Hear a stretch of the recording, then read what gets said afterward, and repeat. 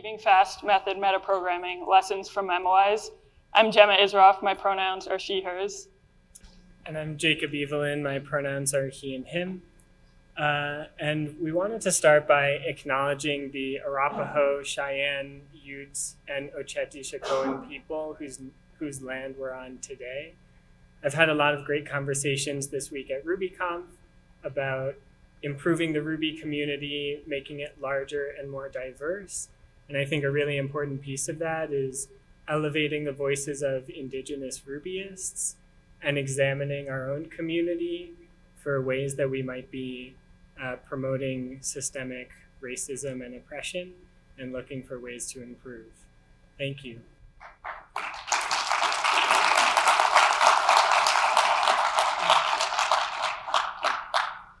We also wanted to take a moment to remember Mike Rogers, a beloved member of the Ruby community who we tragically lost this past weekend. I know his kindness and inclusivity were an inspiration for many, myself very much included, and I will continue to remember him as a role model. So we'll continue this presentation by first talking about why we started down this path, why we were interested in memoization, and why we eventually built a gem. We'll then talk about performance pretty specifically. We really needed to optimize performance of this gem, and we used benchmarks to do that. Next, we'll walk through specific optimizations we made to our code to make it increasingly performant. And lastly, we'll spend a slide trying to convince you each to come work with us. So I used to work with Jake at Panorama Education, which is an educational technology company that has quite a large data processing pipeline. It's event-sourced with mostly pure methods, and it runs each night with a really hard stop time. The data has to be ready by the morning when anyone affiliated with a school might come in and need it. And so we can imagine there are many, many different methods in this processing pipeline. Some of them are very slow. Some of them are just called millions and millions of times. We have many files which have themselves millions of rows, and you can imagine maybe we have a date stamp that's pretty complicated to parse, and we just have to parse it over and over and over again to ingest that data. And as I said earlier, we have a real time crunch. So the question becomes, what if process data gets called millions of times for the same start date, end date pair? And an answer is to use built-in Ruby memoization, which we all might be familiar with. Looks a little something like this.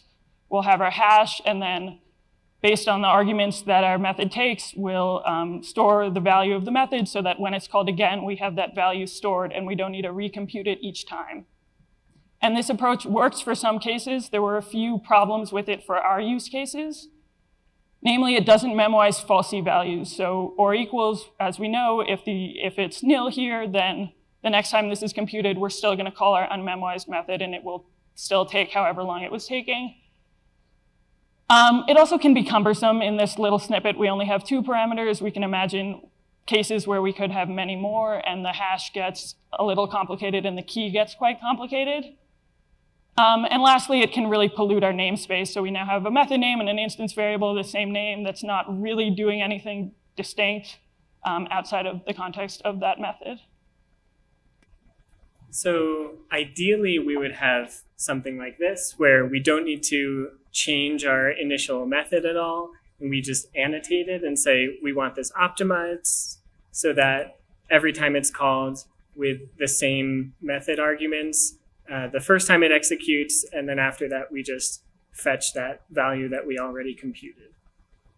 So how does that little MemoWise snippet work?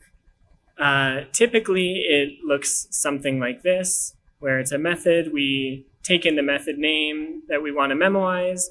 First, we're going to come up with a new method name for our original unmemoized method. We'll alias that name to the other name so that we can call our unmemoized method name, and it will execute the original method. And I will dynamically redefine the original method. And the rest of this looks pretty similar. So here we're defining an instance variable cache. we're coming up with a unique key for that method and its arguments. And now we're going to look up that key in our hash. If you're not familiar with hash.fetch, basically it looks for the key. If it's there, it returns the value. And if it's not there, it will execute the block. In our case, we will call the original method in that case and put it into our cache and return it. So we did this. It made our data pipeline a lot faster, which was great. But remember, we had hundreds of these methods, and they were being called millions and millions of times. And it still wasn't as fast as we wanted it to be. And we thought that because we were executing this code over and over again, this might be a good place to see if we could do any optimizations. So we were really critically concerned with optimizing our performance as much as possible. And like any good scientists, we followed the scientific method to ensure this happened. So 4 steps: observation, hypothesis, experiment, and analysis. And we're going to talk about each of these steps, but first we'll talk about experiment. So benchmarks are really one of the best ways to measure performance and to have an experiment we can use over and over again to tell us exactly how performant our code is or isn't. So we used a pretty popular benchmark gem, benchmark IPS, to measure this, and we'll fill in some stencil code here. So the first thing we wanted to do is disable our garbage collector. We didn't want a garbage collection run in the middle of one of our measurements to interfere with how performant it was and give us inaccurate results. Next, we wanted to call our method, if it was process data or whatever it was, once ahead of time to MemoWise the result, right? We didn't want to benchmark or measure that initial call because we weren't concerned with it. What we were concerned with was once it had already been MemoWised, how fast or slow was it running? And then, like I just said, we only wanted to report our MemoWised calls. So within the report block, we call our code to be benchmarked, in this case, our method again. And then afterwards, we print the results. And we had a hypothesis that methods with different types of arguments would take drastically different amounts of time to be run. And this was indeed correct. If we look at MemoWise method calls per second, we can see the case with no arguments was very different, for instance, than the case with both positional and keyword arguments. But for the rest of this presentation, we're going to normalize each row. And in our use cases, and we would assume in anyone else's use cases, we couldn't just get rid of arguments. So removing them wasn't an appropriate strategy, right? If we were using arguments, we needed them. And so we're going to normalize each row to 1 because what we're really concerned with is how we're optimizing compared to a previous iteration of that same row. Yeah, so going back to our baseline implementation and putting on our science hats, we wanted to come up with a hypothesis for what we might be able to do to make this faster. And the first thing we noticed is that line where we're initializing our cache, that line is only needed once, the first time that any of these MemoWise methods are called. Every time after that, it's basically a wasted operation. So we thought, what if we cut that out of this method and initialize it separately? Here we overrode the initialize method. So we made this change. We ran our benchmarks again, and we did see some performance improvements, not quite as big as we hoped. So we took another look at our code. And the next thing we noticed is our define method, where we're dynamically redefining this method. This uses a block, which means every time our new method executes, this block executes, and blocks have a small performance penalty in Ruby. So we looked around for other ways that we might be able to dynamically define methods in Ruby without using a block. And we came across module eval, which basically lets us give it a string. Here, this syntax is for a multi-line string in Ruby. And module eval will just evaluate it as if it was raw Ruby code writing your source file. So that lets us put a def call in here You can see we have to do some string substitution because once again, we're still in a big string now. But the rest of this is pretty much the same. We're defining our key, we're doing our cache.fetch, and as you recall, we have our original unmemoized method name, and we call that when it's not yet memoized. One other nice thing that this module eval approach lets us do is we no longer need to use send in the case where the method hasn't yet been memoized for those arguments.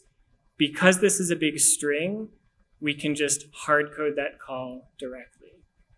So going back to our process data method, when we call MemoWise on it, we pass in process data as a symbol. That gets substituted into our new method name. We alias the method names, and now we substitute it into this new string that we're module evaling, and our resulting method that basically gets executed will look something like this. So we made this change, we reran our benchmarks, and again, we saw some performance improvements, but not quite as big as we were hoping.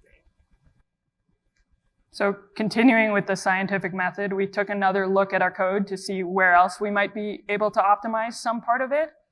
And this time we looked specifically at the method itself, and even more specifically at the key and this fetch call.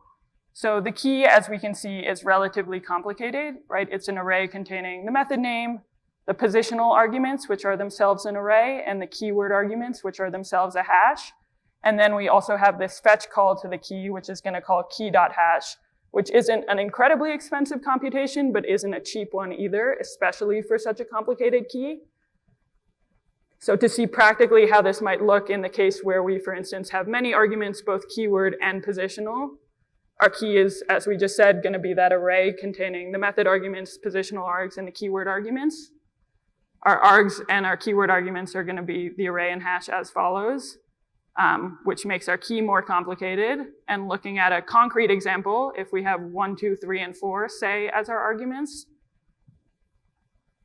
we pass in 1, 2 as our args array, and 3 and 4 are both keyed in our keyword argument hash.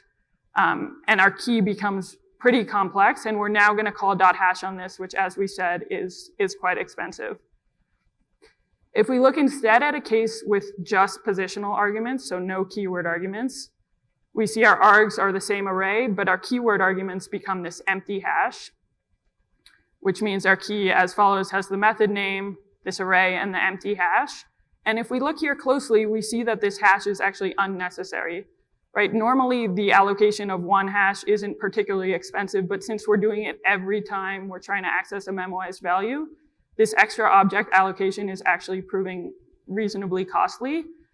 And instead, in the case with just positional arguments, we don't need the hash, right? We can just have this array. And if we look even more closely, we now have an unnecessarily nested array.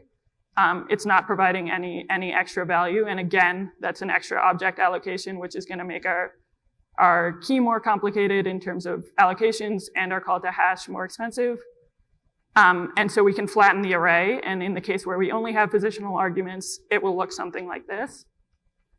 If we go again to the case with no arguments, I'm going to give us all a second to try think through what might happen here.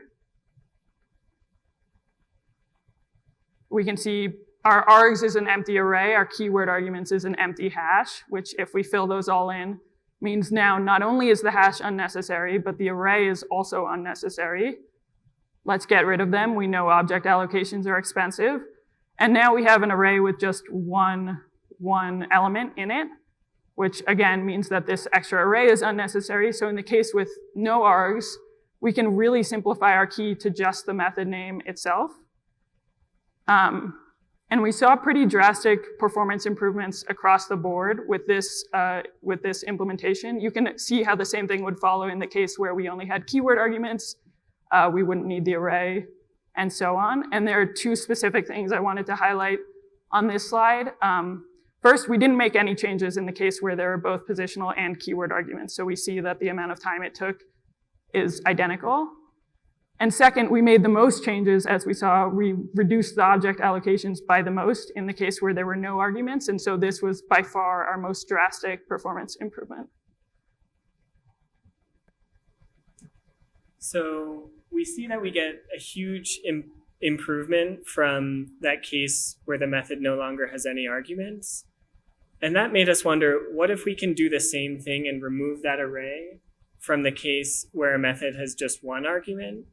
So instead of our cache data structure looking like this, what if we use a nested hash? So it looks something like this.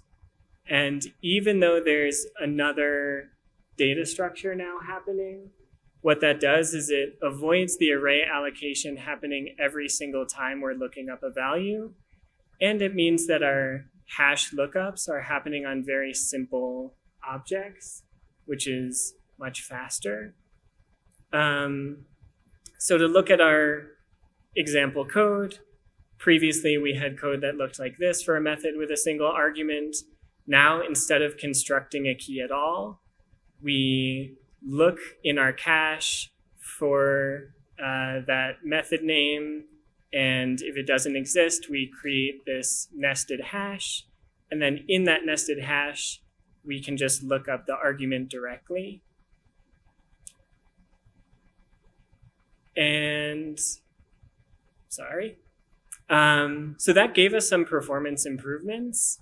And it actually led us to wonder, what if we try the same thing with a method with multiple arguments?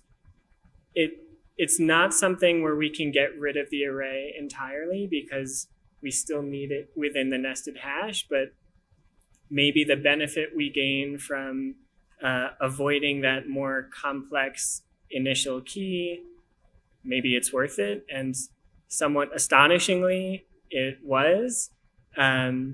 So we made these changes, we reran the benchmarks, and we saw in particular really big performance improvements for the case where a method only has one argument. And again, that's because we're no longer allocating data structures or using this very complex key every time. We have very simple objects instead.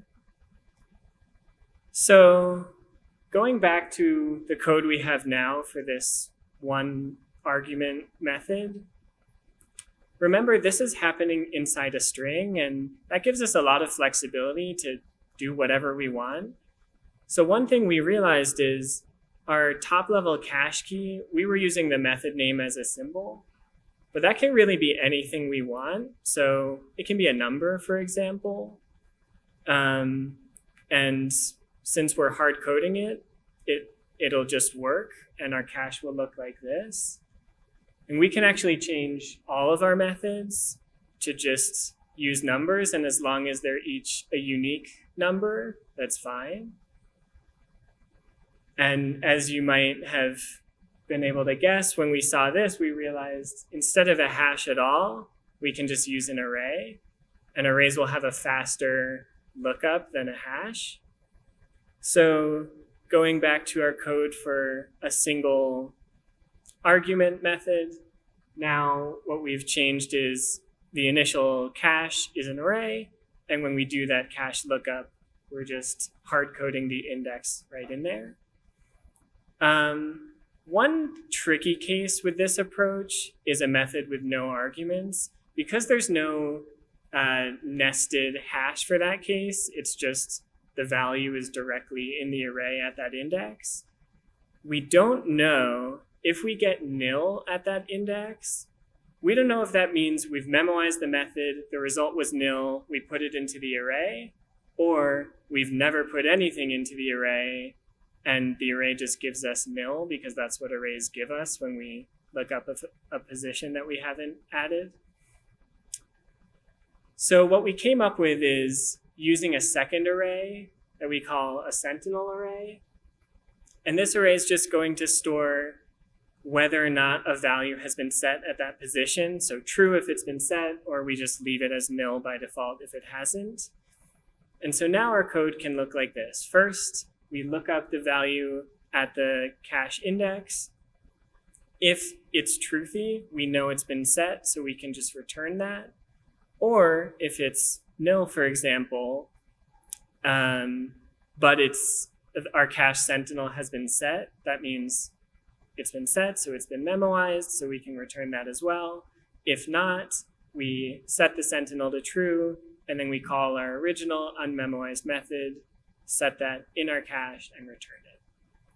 So we made this change, we reran our benchmarks, and again, we saw some pretty nice performance improvements.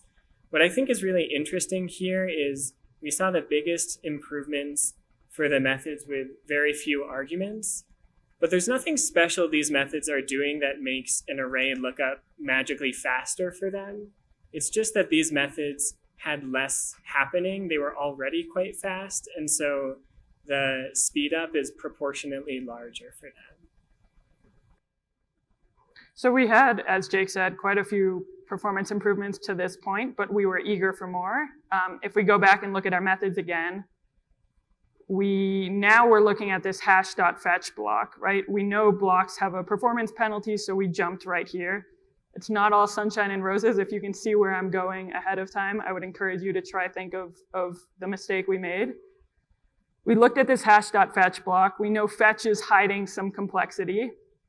Namely, as Jake mentioned earlier, it's just an if-else at its core, but it's calling a.hash and a.equal to check the value. And so we unraveled this into an if-else, right? We figured we could get rid of the block and save ourselves potentially some time. And so if the hash has the key, this is just unraveling a fetch. Just give us back the value there. Otherwise, we're going to call the unmemoized method. And when we ran this, it was slower across the board. What the science is happening. So we went back to look at our code and see what could have been going on here. And we looked again at the fetch block, and we noticed this time that within the block itself, we're only making the unmemoized call, right? This isn't happening the block isn't executing in the case that we're benchmarking. We're not benchmarking the unmemoized case. We don't really care about its performance. That's this case, right? That's the else that's happening in the block, which again, we're not benchmarking. The case we are benchmarking is this if hash.key get the value. And this is actually a little more expensive than the fetch because it has an a.hash and an a.equal call to check if the key exists. And then it has that call again to get the value, right? So we're unnecessarily doing this twice. Whereas in the fetch case, we were just doing a.hash and a.equal once or falling back to the hash key lookup. And so we can see how this made it much more expensive. And based on that, we could have just reverted to go back to the fetch, right? That was one option. We knew it was faster than this. But we were eager to see if we could get any performance improvements out of not using fetch. And so we extracted a variable here for hash of a, output. We could then just say if output, return output, else return this case. And that's giving us, again, only one a.hash and a.equal, which is comparable to what fetch was giving us. So we thought that could have performance speed up. The one issue here, and we've been talking about this over and over, is what if output is false, right? Then we know we'll fall to the else case, which is not what we want. So we can have a fallback to what we had here, right? If output is false or nil, fall back to check if the key exists and then return output. And that'll only be called, that second half of the or will only be called in the falsy case. And we can see this did actually give us speed ups again, right? Unraveling that fetch into an if else with what we called our truthy optimization. So optimizing for the truthy case. There is a caveat here. So remember, we're scientists. We need to be honest with ourselves and make sure our benchmarks are fair and accurate. So that last set of benchmarks we showed, those were assuming that our memoized values are never falsy. But we know that in the falsy case, it has to do extra work to do that key lookup. So we changed our benchmarks to see how much that impacts it. And so, for example, with 50% falsy, performance was worse than it was with the previous iteration. it turns out to be around 3% falsiness is where this optimization is still probably useful, but like it's kind of borderline. I think this is really interesting because it shows a case where we can't just like make everything better all the time. We have to think critically about the use cases that we have and make those trade-offs. So our final numbers end up looking something like this, although again, they vary based on how frequent falsy values are. As you can see, we made some pretty big performance improvements, especially for methods with no arguments or few arguments, which was great because we had a lot of those methods in our code base. And so our data pipeline got a lot faster just by using this code. And we thought it was useful, so we decided to extract it to a gem called MemoWise. And as you can see, it's still pretty easy to use in your code. We have an amazing logo designed by Lucy Cook. We would love for all of you to try it out. Let us know what you think, give us feedback, make pull requests and issues. Once again, my name is Jacob Evelyn. This is my personal website and personal email. Please reach out, get in touch with me. I would love to talk with you about absolutely anything. And I work at Panorama Education, where I've been for almost a decade now. I really love it. And if you're interested in joining a strongly mission-driven company, please get in touch. And once again, I'm Jemma Issroff. Similarly, please get in touch with me. I recently released an ebook on Ruby garbage collection. Feel free to check that out. I'm also a co-organizer of WNB.RB, which is a women non-binary Ruby community. If you identify as women non-binary, please come talk to me. We would love to have you. Lastly, I work at Shopify. I'm sure you've heard of it at this point. I was really attracted there for all the complicated work they do on Ruby internals. Specifically, if this talk was interesting to you, I'm sure Shopify would be similarly interesting to you. Lastly, we just wanted to thank Josh and James and Lou, our tech crew today, for all they were doing behind the scenes.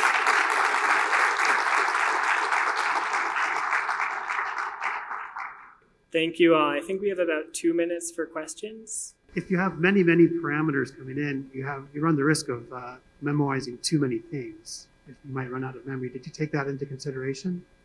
I didn't hear that. I think I heard the question. I think you said if we have many, many parameters, we run the risk of memoizing too many keys. Is that right? Or running the risk of running out of memory by making your caches too large. Yeah, sure. So I think the question was around basically using too much memory by memoizing methods with too many parameters. Yeah, so that's a risk anytime you're using memoization really heavily. I think it's less about methods that have a lot of parameters like in the definition, and more about calling the method with a bunch of different parameters, which is, I think, is what you were getting at. Yeah, so you definitely want to use this wisely and not memoize a method that you're calling with like a million different timestamps. You mentioned throughout the talk certain aspects of the Ruby language that incur a penalty. Like you said, using a block incurs a small performance penalty. How do you learn about those penalties? Like, where did you get that information? Yeah, this is a great question. So did everyone hear the question? Yeah. There are many different places to learn. There are many people who write blog posts or podcasts or things like that. You can learn in the source code. And what I love about programming is you can always just tinker with these things yourself, right? We'll post these slides or they're already posted to our Gem website. Feel free to check that out, and you can use the benchmark code and just play around. I've learned so much about Ruby internally by tinkering myself, and I would really encourage you to do the same, right? You can see how a block is more expensive than something else and see it for yourself too. Thanks so much again. I think that's all we have time for.